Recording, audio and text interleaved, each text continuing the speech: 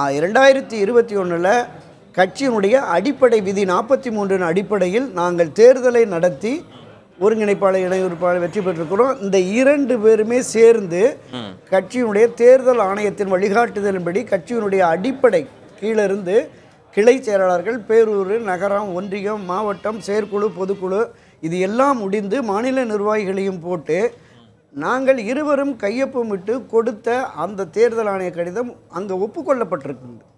இப்போ இந்த தேர்தல் நீதிமன்றத்திற்கு அடிக்கடி போனதுனால நீதிமன்றத்தினுடைய இறுதி முடிவுக்கு பிறகு நாங்கள் முடிவெடுப்போம்னு தேர்தல் ஆணையம் சொல்லியிருக்கு. இந்த அண்ணா திராவிட முன்னேற்ற கழகத்தை தோற்றுவித்த மரியாதைக்குரிய அமரர் எம்ஜிஆர் அவர்கள் அடிப்படை உறுப்பினர்களால் தலைமை தேர்ந்தெடுக்க வேண்டும் என்கிற அந்த விதி இருக்குல்ல, அந்த விதியை யாராலும் மாற்றவோ அதை திருத்தவோ நீக்கம் செய்யவோ முடியாது. எந்த குழுவுக்கும் அதிகாரம் இல்லை, பொதுக்குழு உட்பட செயற்குழு உட்பட எதற்கும் இல்லை. அவரோட நம்பிக்கை தேர்தல் ஆணையம் அதுதான் தேர்தல் ஆணையம் நிச்சயமாக கைவிடாது என்கிற நம்பிக்கையில் அவர் பயணப்பட்டு இருக்காரு.